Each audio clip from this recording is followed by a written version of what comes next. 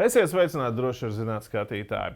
Tā nu ir sanācis, ka bieži vien kaujas situācijās ir tādi brīži, kad atsevišķu uzdevumu izpildīja standarta sagatavotības karavīri nespēja izpildīt.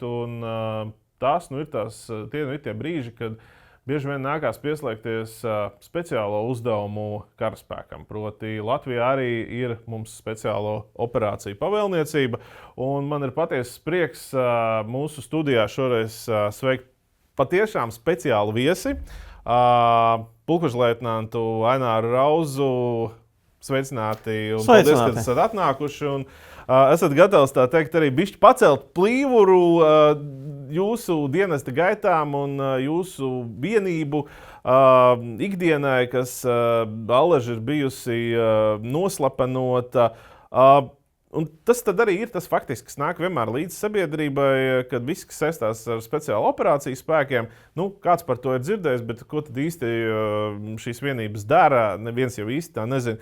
Kā jūs īsumā raksturotu, kas tad ir Latvijā šie speciālo uzdevumu spēki, ar ko tie nodarbojās, kā tie ir sagatavoti un kas tad ir tā darbības vide? Speciālo operāciju spēki ir speciāli atlasīti, apmācīti, ekipēti, ir speciālo vai īpašu uzdevumu veikšanu un izmantojot netradicionālus paņēmienus un taktiku, kas nav raksturīgi kainiekiem. Un speciālo operāciju spēki mēs veicam uzdevumus ir trijās dimensijās. Ir gaiss, zeme, jūra. Es saprotu, ka tā atšķirība noteikti no tādiem klasiskajiem kājniekiem, klasiskajiem bruņoto spēku vienībām. Tas ir tas, ka jūs jau saprotat arī, cik nosaukumā speciāla operācija spēku, tad jūs arī strādājat tādās nepārāk draudzīgās vidēs. Ja? Vispār jau pati pa sevi jau šī bruņoto spēku vide nav nekāda draudzīgā, ja? Kur tiešām karavīriem nāks strādāt, bet jums tas ir vēl īpašāk. Speciāla operāciju spēki fokusējas uz uzdevumu, pirmkārt, tie ir strateģiski operacionāli līmeņa uzdevumi. Bieži vien uzdevumi tiek veikti naidīgā vai politiski jūtīgos apvidos, kur parastos kājniekus vai zemesardzi nevar izmantot. Vai arī tad attiecīgi jāslēp to klātbūtni. Var teikt, ka būtībā jūsu cilvēki strādā ienaidnieku aizmugurē? Mūsu karavīriem ir jābūt gataviem paveikt uzdevumu ļoti tālu jau pretinieka kontrolētajā teritorijā. Vieniem pašiem un, kā teicu, ir paveikt strateģiskā līmeņa uzdevumu, kas var ietekmēt, ir, piemēram, tā paša kara norises gaitu. Attiecīgi, kopš Krievijas iebrukuma Ukrainā 2014. gadā vai 2022. gadā, tas ir kā kurš skaita šos atskaites punktus, kā īsti ir mainījies speciālo operāciju pavēlniecības darbs un attiecīgi arī tad jūsu komandēto vienību darbs, vai faktiski tas ir kļuvis kaut kāds īpašāks, sarežģītāks, savādāks? Protams, mēs nepārtraukti pilnveidojamies no 2015. gada, bet vienlaicīgi arī tajā pašā laikā mūsu karavīri nesēdēja uz lauriem, ka mēs visu zinām, visu mākam. Protams, pamati un apmācības standarti palika nemainīgi, tie paši, un mēs nepazinām latiņu saviem karavīriem. Bet nāca vairāk un vairāk tehnoloģijas, ko izmanto. Mēs ļoti skaisti varam redzēt televīzijā arī dažādus piemērus, kādā veidā ir Ukrainas spēcoperāciju spēki veic triecienus dziļi Krievijas teritorijā. Tas liek mums papildus attīstīties, integrēt jaunu ekipējumu, jaunas kara vešanas metodes. Mēs ejam tikai un attīstamies un pilnveidojamies. Nav tas pliks kaunieks, karavīrs, kas ir spējīgs ir triecienā ieņemt telpu, bet viņš arī intelektuāli un mentāli sagatavots, un viņš ir spiests nepārtraukti sekot jaunajām tendencēm un mācīties jaunas lietas. Arī viņiem ir labi sagatavoti, apmācīti karavīri. Bet lielākā atšķirība ir ar mentalitāti, izpratni uz filozofiju. Jo jābūt gataviem to, ka ir pēc padomju labajām tradīcijām ir ļoti detalizēti viņiem uzspiež, ko jādara, kādā veidā. Mēs ejam ar mērķi, ar nodomu, ko mums ir jāsasniedz. Un karavīrs ir mūsu gatavs ir paveikt ar jaunradi, ar iniciatīvu savādākā veidā, bet varbūt sasniegs labāko rezultātu nekā tie paši Krievi. Viņi ir tāpat mums jāņem vērā un jāskatās viņu attīstības un tendences. Tīpaši viņi arī mācās no kara Ukrainā. Mēs sekojam atkal, ir Krievu taktikai, ekipējumu, un nepārtraukti pilnveidojam savus iemaņas. Kā jūs raksturot tas viņu karavīrs? Jā? Cik viņš ir, teiksim tā, bīstams pretinieks jūsu speciāli? Es ieteiktu viņu nenoniecināt. Un, kā teicu, mēs skatāmies uz viņu to spēcīgākajām un vājām pusēm. Un tā filozofija, taktika, iesaiste, viņiem ir savas vājās vietas, kuras mēs esam jau apzinājuši, arī joprojām novērojam un plānojam, ja tas būs nepieciešams, izmantot mūsu labā. Labi, neteiksim, kas tās ir pa vājām vietām, lai viņi paši tur paliek minot. Tas, ko mēs bieži vien, teiksim, par Krievu spēcnezu redzam, ir tas, ka tur tā fiziskā sagatavotība izskatās viņiem diezgan sūra ir, vai ne? Bet tas, ka bieži vien nākās, tur tie čaļi, kas tur daudz tās pudeles pret galvām un ķieģeļas sita rokā. Es domāju, ka mēs no tā esam izauguši un ir tāda veida brutāls pudeles daudzīšana pret galvu vai ķieģeļu sišana. Mums pat idejas tādas nav un nesaprotam, priekš kam tas vajadzīgs. Mēs fokusējamies tiešām uz uzdevumu nepieciešamu. Ja varbūt Krieviem ir kaut kāds pamatojums, kāpēc viņi vēlas ar pudeli parādīt, ka viņi spējīgi pārsist pudeli vai sadauzīt ķieģeli, ko tas dos ir iekšā. Protams, fiziskā mēs arī liekam lielu uzsvaru, un mūsu kauniekiem tā ir viena no pamatprasībām, bet tas ir tikai pats sākums, un ko kauniekiem ikdienā ir jāuztur. Tas ir katrā ziņā ļoti interesanti, jo ņem vērā to, ka vismaz tajā pašā iebrukuma sākumā, tāpat Gostomēs operācija, ko mēs atceramies, ka viņas tur sašāva jau kāpjot ārā. Tā kā ir situācijas nenovērtēšana, ir analīze, jābūt gataviem. Vai pašpārliecinātība. Varbūt iespējams arī kāds no ģenerāļiem lika viņiem sakāpt iekšā un lidot uz turieni.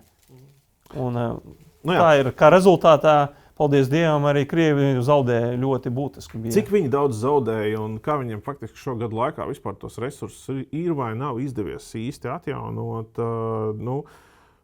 Vai viņi ir atkopušies pēc tā pirmā zaudējumi sitiena? Viņiem ir, bet precīzu skaitļu, protams, ir atklātos informācijas avotos nav. Mēs varam tikai minēt un veikt savus pieņēmumus, bet zaudējumi viņiem ir ļoti būtiski. Un jāsaprot, ka arī atkopušies tie ir nosacīti. Viņi ir guvuši pieredzi, zināšanas no kara darbības. Bet spēcoperāciju karavīru nevar ļoti īsā termiņā apmācīt un sagatavot. Ja es atskatos uz to pašu mūsu kaunieku zaļo bereti, tad, lai tikai uzsāktu savu dienestu kaujas komandā, karavīram no atlases sākuma, ja viss ir kārtībā, viņš visu ir pabeidzis laicīgi, tie ir minimums 2 gadi. Tad viņš nokļūst kaujas komandā, un tad tikai viņš sāk, tas ir pats sākums, un tad tikai viņš sāk apgūt savu specializāciju, jo katram ir sava specializācija kauniekam. Ļoti ilgs, sarežģīts laiks, kas ir nepieciešams, lai kaunieku apmācītu un sagatavotu. Nerunājot vēl par pieredzi iegūšanu un darbu kaujas apakšvienībā. Tas ļauj tad jūs teiktais faktiski pieņemt un domāt to, ka būtībā tie pirmā gadas viņu zaudējumi, jo īpaši runā par tiem speciālu operāciju spēkiem, viņi ir diezgan neatgriezenis. Tieši tā, tas ir ļoti būtiski un viņi arī ietekmē, bet viņiem ir ļoti būtiski, ja viņi skatās uz to, kas notiek Ukrainā, pielāgojas, adaptējas un integrē savu apmācībā. Bet tie nebija tik labi sagatavoti, kā tas bija pirms 4 gadiem. Cik mēs atkal no Ukraiņiem mācāmies? Tik tālu, cik jūs, protams, drīkst vispār stāstīt. Ja? Bieži vien nāks dzirdēt šo sabiedrībā jautājumu, vai mēs mācāmies no mūsu Ukraiņu kolēģiem, vai mācās speciāla operācijas spēki. Mēs ļoti mācāmies. Mums ir ļoti laba sadarbība, pilnveidojums, turpinām ir Ukraiņu speciāla operāciju spēku karavīru apmācība, kā to dara pārējās NATO valstis. Bet vienlaicīgi ne tikai mēs viņus apmācām, turpinām pilnveidot vai lai kompensētu to zaudējumus. Mēs skatāmies un analizējam, ar kādā veidā ir veiktas operācijas, kas bija pareizi izdarīts, kādas bija kļūdas un vai kas ir nepieciešama attīstīt vai apmācībā. Un mēs ļoti sekmīgi tās integrējam savā taktikā, pilnveidojam ekipējumu, ieskaitot apmācību programmas, mēs esam uzlabojuši. Par Latvijas speciālo operāciju spēkiem. Kas tos veido? Tas viens no tādiem redzamākajiem, sabiedrībā zināmākajiem ir šīs sūku kaujinieki, jeb zaļās beretes. Visi esam redzējuši to NATO kanāla filmu par šo diezgan, es pat teiktu, pabrutālo kaujinieku, kas ir tikai atlase, pat ne apmācība, bet atlase jau, kur tur vīriem riktīgi nākās iespringt. Kas vēl ir bez šiem te jau kaujiniekiem speciālo uzdevumu vienībā, vai tā sastāv tikai no šādiem elites karavīriem, ja tur ir vēl vesela tur ir arī speciāloperāciju palīdzība. Pirmkārt sastāv no štāba, kas plāno, organizē, koordinē visu speciālo operāciju norisi. Tā ir jūsu pieminētā speciāla uzdevuma vienība. Ir uzsākta izveide un nākotnē parādīsies nākošā kā atsevišķa vienība Rangeru komanda. Tālāk ir speciāla operāciju mācību centrs, mums ir sava kaujas nodrošinājuma vienība, kā arī atsevišķa izlūkošanas vienība.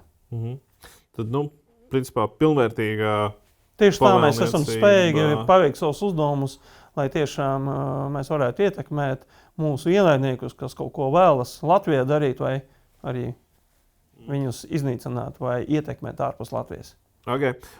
Bet tas nozīmē automātiski, ka tu vari būt ne tikai suvienības karavīrs, bet tu vari arī būt citu vienību karavīrs, kas var, teiksim tā, pie attiecīgiem apstākļiem tad sniegt atbalstu. Jā, to, ko jūs pieminējat, atlases pārbaudīt to, ko varēja redzēt, ir NATO kanālā. Tie ir tikai priekš zaļajiem beretēm. Tas ir ļoti īss ieskats.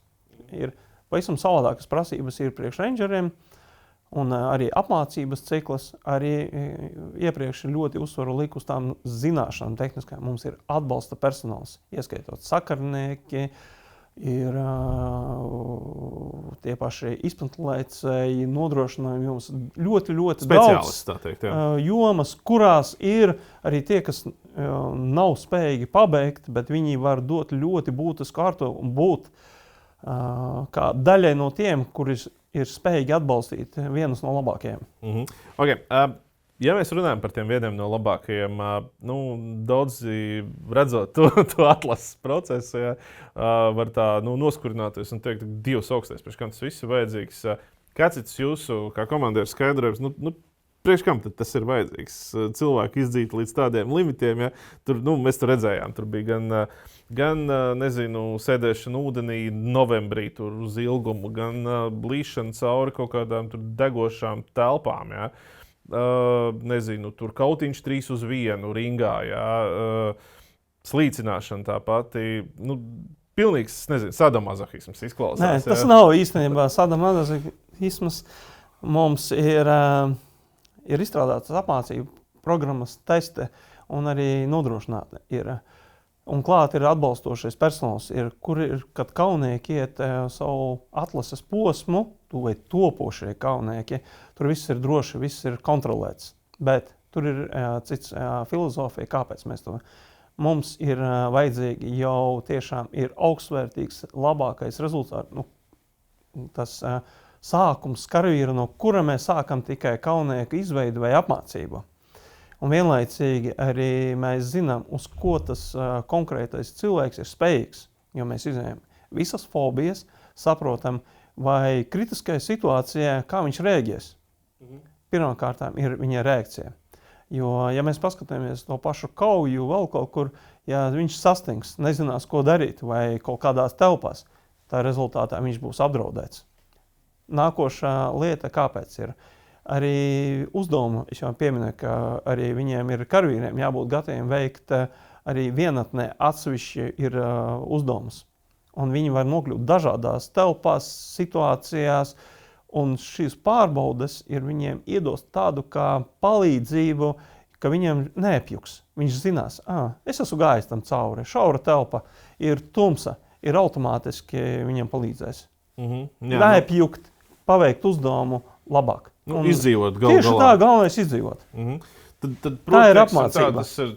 Ja vienreiz tu to esi darījis, tu zini, kā tavs organisms Tu zini, kā tavs organisms reaģēs dažādās kritiskajās situācijās. Un ikdienā mēs nezinām. Jo kā mēs rēģējam, kad mēs nokļūstam briesmās? Un caur šiem testiem mēs atlasam un mācam cilvēkus, kuri būs topošie mūsu kaunieki, ne tikai saprast, uz ko ir spējīgs viņa ķermenis un kā rēģēt konkrētajā apdraudējuma situācijā. Proti, nenobīties, nesastingt un iet uz priekšu. Un iet uz priekšu, jo iespējams ir kaut kāda, cilvēkam ir varbūt mentāli izaicinājumi, ko ikdienā viņam nevajag. Un viņš ir teicams karavīrs, ir zemesardze sauzemes spēkos, bet tas varētu būt viņiem kā ierobežojums, ir speciālas operācijas spēkos. Tīri tā, intereses pēc vienkārši, kas ir tas, uz ko biežāk vīri tā kā nolūst? Ja? Tas ir fiziskais vai tas tomēr vairāk tas psiholoģiskais? Tas, kad tev tiešām tā fobija kaut kur iestājās un viņa nāk ārā, nezinu, bailes no augstuma vai ūdens? Psiholoģiskais. Jo viss mūsu galvās ir, un jo fizisko kaut kādā laika periodā var sagatavot. Mums ir ļoti labas metodes, kā mēs to fizisko piedzenam, uzlabojam līdz gandrīz profesionāla sportista līmenim. Bet mēs neko nevarēsim izmainīt, kas ir cilvēka galvā. Mēs varam viņu testēt, trenēt, pilnveidot, bet mums jāzina, kāda viņa ir ierobežojumi. Bet tos ierobežojums tomēr izdodas šo treniņu procesā? Tikai loģiski, vari tu viņus ir pilnveidot, lai tiešām cilvēks vai karavīrs būtu spējīgs arī ekstrēmās situācijās arī paveikt tos uzdevumus. Kā ar to personāla pietiekamību šobrīd suvā daudz tiek runāts par to, ka, ja tā ir elite no Latvijas bruņotajiem spēkiem, kas attiecīgi pie jums nonāk, tad mēs redzam, kas notiek ar valsts aizsardzības dienas, tur tie veselības rādītāji un tas jauniešu atbrums ir diezgan švaks, kā vispār sastāv tieši tajā speciālo uzdevumu vienībā, kas ir šajās zaļajās beretēs, kas jau tiek rekrutēti no karavīriem, vai tur tomēr tie rādītāji ir labāki un kā ar to noturību arī pašu karavīru vienībā? Jā, protams, ir dienas, ir kaujas komandās, ir speciāla uzdevuma vienībā, nav tas pats vieglākais. Mums ir ļoti augstas prasības pret mūsu karavīriem. Ir medicīna, fiziskā sagatavotība. Psiholoģiskais tieši tā, un diezgan padziļināta, detalizēta apmācība ir, ko mūsu karavīri iet cauri. Ir noturība, ir tie, kas ir parasti, ir pabeiguši mūsu apmācības un kļuvuši par kaujiniekiem. Viņi ir arī vienmēr ir paliek, arī mentāli ir ar vienībām. Jo bieži vien tie karavīri saprot, ka tas ar to viņi ir saistīts viņa mūžs. Ja viņš arī nepaliek mūsu speciāla uzdevuma vienībā, mēs redzam, ka viņi arī dienas turpina arī tavas iekšlietu ministrijas vienībās, Omega vai Sigma. Varbūt ir dažādi iemesli. Citiem ir ģimene, un viņš vienkārši dzīvo tuvāk pie savas dzīves vietas un var vairāk laika veltīt savai ģimenei. Bet vienlaicīgi mums ir pilnveidojas arī sadarbība un iemaņas. Un Latvijas spēcoperāciju spēku vienības ir līdzvērtīgas, un mēs tikai viens otru atbalstam. Tad tas sanāk arī tā darba spēka migrācija, tā var teikt? Nē, viņai migrācijas nav, bet ir vairāki, jo to pašu mēs sniedzam ļoti neatsvaram izmēģināt tās pašas robežsargus Sigmas izveidē. Ikdienā apmācība notiek, ir arī turpinās arī pretterorisma operācijas, kur mēs kopā veicam apmācību kopā ar Omegu. Viens otru papildinām, un ja kritiska situācija būs nepieciešama, mēs esam gatavi ļoti īsā laikā sniegt viens otram atbalstu. Saprotu, ka jūs šogad esat sākuši jaunu vienību veidot rangeri, proti. Ar ko tad īsti rangeri atšķirsies no tā klasiskā SUV kaujinieka, kas jums jau ir? No klasiskā SUV kaujinieka viņi atšķirsies ar to veidu, kādā veidā mēs uzsākam pirmkārtām atlasi un apmācību un kādiem uzdevumiem. Viņi būs sagatavoti un apmācīti veikt tādas pašas uzdevumus kā zaļās beretes. Protams, viņiem nebūs tāda detalizācija. Viņus neplāno iesaistīt un iesaistīt augsta riska vai arī, piemēram, tos pašu ķilnieku atbrīvošanas operācijas. Viņi ir galvas tiesu augstāki par kainiekiem, labāki, un viņi ir spējīgi veikt speciālas operāciju spēku uzdevumus. Okay. attiecīgi par rangeriem ja runājam, kas ir tā profilācija, uz ko viņi, teiksim, tā vairāk profilēsies, kas tās būs par operācijām? Kā es jau pieminēju, viņi būs spējīgi veikt standarta spēcoperāciju spēku uzdevumus, bet tie nebūs, kā teicu, kaut kādi ķilnieku atbrīvošana. Tie būs reidi, uzbrukumi, izlūkošana. Viņi būs spējīgi veikt arī sabiedroto spēku apmācību. Principā ir pamat 3 spēcoperāciju spēku uzdevumus viņi būs spējīgi veikt, bet tomēr papildus tāda kā specializācija, tā ir izlūkošana, atbalsts ir kaujas komandām zaļajām beretēm, lai viņi varētu vairāk fokusēties uz ļoti pieminētu nosaukt operācijas ķirurģiskas, kur ir vajadzīgas ļoti detalizētas zināšanas un padziļinātas. Piemēram, es nezinu, kaut kādu, lai attiecīgi tad viņi nodrošina, teiksim, tos, ja es pareizi saprotu, tos apstākļus, izlūko objektu, vai sniedz atbalstu ar droniem, vai ar kaujas atbalstu ar ieročiem. Lai jau šis zaļās beretes kaujinieks var likvidēt kaut kādu pretinieku augstas vērtības mērķi. Tieši tā, viņš iet iekšā objektā un viņš sniegt atbalstu. Okay. Kā tur šobrīd ir? Kā jūs šobrīd to formējat? Tas ir tikai kā vienība pašā speciālo operāciju spēkos, šī rangeru vienība, un tas nozīmē, ka tad attiecīgi šim te karavīram ir jānāk, jāiestājās, jāslēdz kaut kāds profesionālā dienesta līgums, jeb šo kvalifikāciju var saņemt arī kaut kādi citu vienību karavīri, un kā tas vispār plānots turpmāk veidot to visu rangeru. Pašlaik mēs fokusējamies uz rangeru komandas vai apakšvienības izveidi. Un lielākais fokus uz tiem, kuri izteikuši vēlmi turpināt dienestu rangeru apakšvienībā vai arī zemesardzes suvā. Bet tomēr ir mans uzskats arī, ka uz nākotnē es vēlētos, ka šis pats arī kurs būtu līdzīgi kā ASV armijā, rangeru kurs, ka ir populārs un kā viens no svarīgākajiem kritērijiem, lai virsniekam vai instruktoram būtu tāds kā priekšnosacījums sekmīgai karjerai. Un visu uzskatītu par goda lietu viņu pabeigt. Bet tad attiecīgi viņš tad arī pilnveido savu zināšanu bāzi un jau spējas nodot tālāk. Ir pabeidzot šo rangeru pirmo līmeņa kursu, viņi ir galvas tiesu labāk sagatavoti un apmācīti. Un ja arī nākotnē nāks pie mums karavīri no sauszemes spēkiem vai no zemesardzes, viņš atgriežoties savā vienībā ar tām zināšanām, ko mēs iedodam, viņš būs ļoti, ļoti labāks, pilnvērtīgāks un varēs dot ļoti augstu un labu ieguldījumu konkrētās vienības attīstībā. Ko īsti tas nozīmē? Tas nozīmē, ka principā, jūs jau pieminējāt šo zemesardzes speciālos spēkus, jūs pieminējāt citas vienības. Mēs zinām, ka tajā pašā kaut kādā sauszemes spēku mehanizētajā brigādē tur arī ir izlūkas attiecīgi, tad, kur apmācība paģēra daudz nopietnākus treniņus un nopietnāku sagatavošanu. Ja? Tas nozīmē, ka ar laiku tad jūs varat to visu apmācību ciklu unificēt zem šo rangeru mācību programmas, tad, ja es pareizi saprotu. Šobrīd mēs fokusējamies uz speciāloperāciju spēku vienībām. Mēs piedāvāsim arī iespēju nākotnē arī pārējiem spēku veidiem nosūtīt savus karavīrus dalībai šai kursām, pilnveidot. Bet primāri savus sev un tad pārējiem. Tad mēs arī, bet vienlaicīgi, ja mums ir brīvas vietas, mēs integrēsim viņus iekšā kursā, jo, kā jau teicu, ir ļoti būtiski to, ko es redzēšu.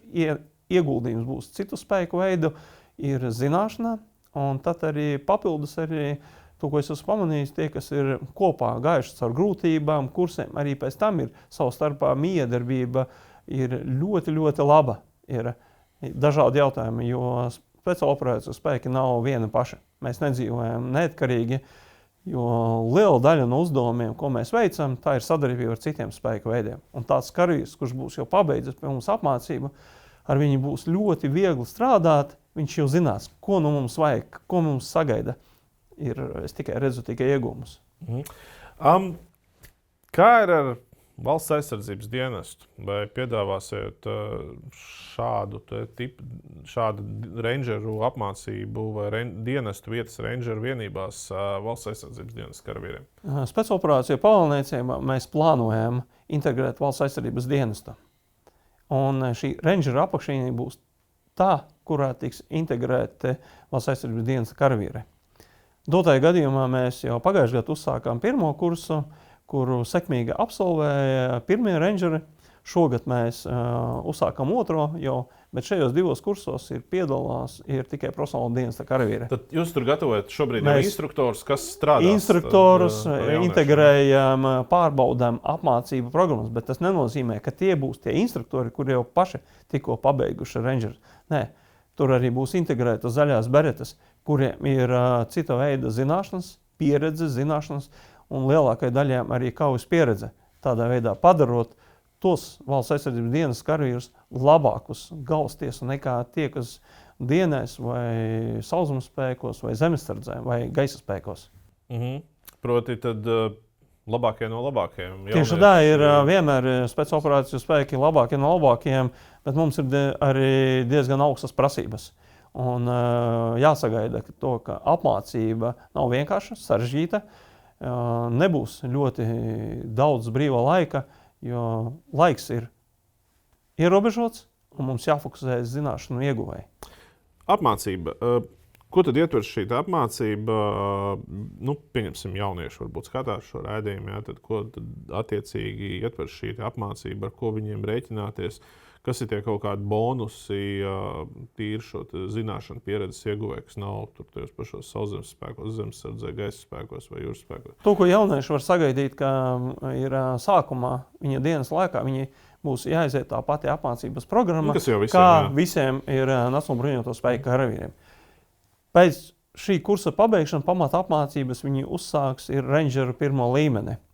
Viņiem būs padziļināta apmācība. Taktikas pēc operāciju spēku, ir navigācija, izdzīvošana, ieroču spridzināšana, darbība no dažādām gaisa un jūras platformām, ieskaitot pat izpatlaikšana. Tad, tā teikt, jaunieši, kā saka, visi, kas grib tik aktīvu dienas, tad būs laipni aicināt pieteikties. Bet, te ir jāsaka par mūsu bet, ko mēs redzam pēc šīs iesaukšanas valsts aizsardzības dienestā datiem, tad ļoti liela daļa, diemžēl, atkarīt dēļ šīs veselības. Arī nācies ar instruktoriem runāt citās vienībās. Un tas otrs atkal ir tas, ka šī jauniešu fiziskās sagatavotības līmenis nav tik augsts gluži kā gribētos. Ņemot vērā, ka jūs sevi pozicionējat un esat faktiski tā kā elite, labākie no labākajiem, tad attiecīgi arī jūsu karavīru prasības ir augstākas. Kā jūs tos jauniešus tad atsijāsiet? Pirmais, mēs uzsāksim savu informācijas kampaņu, kurā veidā stāstīsim par iespēju dienēt. Vienlaicīgi mūsu Facebook, arī NBS informācijas portālos būs pieejami normatīvi, ko mēs sagaidām fiziskajā no jauniešiem, kuri vēlēsies dienēt. Tad jūs pārbaudīsiet pirms, ne tikai tieši tā, mēs viņiem ir veselību, mēs no jauniešiem pirmām kārtām arī sagaidām, ka pirms viņi uzsāks dienas, valsts aizsardzības dienestā, viņi uzsāks, viņiem būs papildus fiziskās pārbaudes. Tās viņi varēs sagatavoties, apskatoties mūsu Facebook mājaslapā. Arī būs padomi, video, kādā veidā viņi var sasniegt, un tie normatīvi nav tie paši augstākie. Tas ir iespējams sagatavoties jebkuram jaunietim, ja tāds ir viņa mērķis. Protams, nākošais ir medicīna. Medicīna ir jābūt prasības. Viņi nevarēs ar ļoti vāju veselību uzsākt dienestu. Jā, tas ir kritērijs. To mēs pārbaudīsim. Tālāk psiholoģiskās pārbaudes. Kā arī nākošā tiks pārbauda veikta, ņemot vērā to, ka viņi dienās spēcoperāciju spēkos, arī visi jaunieši tiks pārbaudīti valsts drošības institūcijās. Vai nav kaut kādi riski? Jo apmācības un laikā ir iespējams saskarties ar tiem pašiem kauniekiem, ir iespēja redzēt, ir sagatavošanos vai kaut kādu kaujas uzdevumu. Dabīgi vienkārši, jā, lai tur nav kaut kāds, maigi sakot, dīvains saites, tad attiecīgi viņiem, jā. Labi, jūs jau minējāt, teiksim, šo apmācību, kā tā noritēs, tur būs uz vietas jādzīvo, apvidū vairāk? Ir liela, jābūt jauniešiem gataviem to, ka apmācība nebūs tikai uz vietas bāzē. Ir atsevišķi posmi, kā medicīna, kad mēs pirmo palīdzību apmācīsim vairāk no stacionārās pozīcijas uz vietas bāzē.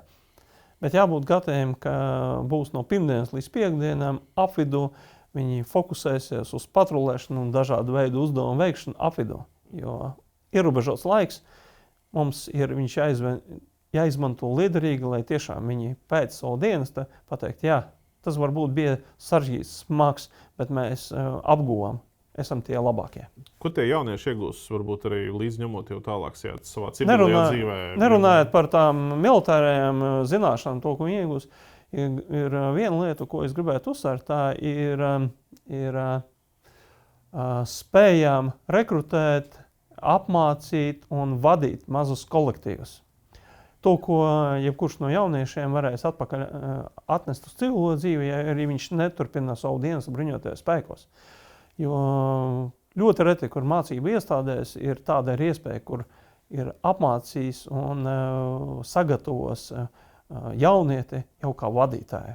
Ja mūsu gadījumā ir ļoti svarīgi, ka katrs no karavīriem speciāla operācijas spēja ir spējīgs, ir nokļūstot, piemēram, ir naidīgā vidē, viņš ir spējīgs izveidot savu vienību. Tas nozīmē, ka viņiem jābūt spējīgam arī rekrutēt, pārliecināt, motivēt, tad arī vadīt. Tad, proti, ja kāds pēc tam grib kā saka, kaut kādā arī civilā uzņēmumā, tad jau par kaut kādas noteiktas struktūra vienības vadītāju. Jā, viņam jau būs iemaņas, zināšanas, un, diemžēl, tas ir ļoti grūti ir kaut kur citur dabūt. Un šī būs unikāla iespēja, kur karavīri jau dienas laikā apmācībā ir kontrolētos apstākļos iegūši šīs unikālās zināšanas. Kā kopumā šobrīd šie Latvijas speciālo operāciju spēku karavīri izskatās salīdzinājumā uz mūsu NATO sabiedroto līmeni? Izskatās ļoti labi. Ļoti labi. Ir vadošās speciāloperāciju spēku NATO valstis ir ļoti atzinušas mūsu karavīrus. Ir tie paši ASV, ir ļoti pasaulē slaveni ar savām veiktajām operācijām. Ļoti labas valstis ir spējīgi un vēl sadarboties. Attiecīgi, varbūt, kāda ir bijusi tā mūsu karavīru sniegums? Nu, es nezinu, cik tālu jūs drīkstat, protams, par to stāstīt, ja? Bet kaut kādās jau, varbūt jau aizvadītajās šajās starptautiskajās operācijās, kā jūs to raksturotu, kas ir varbūt tie kaut kādi labākie veiksmes stāsti, ar kuriem, es nezinu, vai jūs drīkstat lepoties, bet ja varētu lepoties. Kā parasti ir speciāla operāciju spēki, ir nelepojas ar savām operācijām paveiktēm, un ja tas tiek izgaismots, tas nav tas pats, viss ir slikti. Protams, ir izņēmumi, kad politiski to pasniedz un stāsta, jā, tas tika veikts. Dotajā gadījumā ir lielākā daļa no mūsu aktivitātēm ir klasificēta un viņas nav izgaismota. Bet kā veiksmes stāstu es gribētu pieminēt to, ka mūsu karavīri ir paveikuši visus uzdevumus, ir atbilstoši līmenī, un pilnīgi visi karavīri no kaujas uzdevumu izpildē ir atgriežušies dzīvi un veseli. Ir pats galvenais, tas apliecina mūsu gatavību, apmācību un spēju. Tas noslēdzošais jautājums, vai Latvijas speciālo operāciju spēku SU karavīri var iedot kārtīgu sūtu tam pašam jau pieminētajam Krievijas specnazam? Protams, ir, un to mēs arī gatavojamies. Ir. Speciāla operācija pavēlniecības komandieris pulkveža leitnants Ernārs Rauze. Liels paldies, ka atnācāt. Liels paldies, ka pavērāt vismaz tādu mazu šķirbiņu uz savu darba ikdienu. Ko atliek man no savas puses, tad novēlēt jums, turpiniet palikt ēnā, lai vīriem roka netrīc un, lai Dievs sargā arī, tā teikt. Paldies, ka atnācāt. Paldies arī, ka skatījāties. Noteikti sekojiet līdz mums turpmāk arī mūsu Facebook, Instagram un X tīklos. Un tur arī uzzināsiet daudz jauna un meklējiet mūs arī YouTube. Paldies, ka skatījāties. Raidījumu droši zināt. Sekojiet līdz Sargs LV. Visu labu!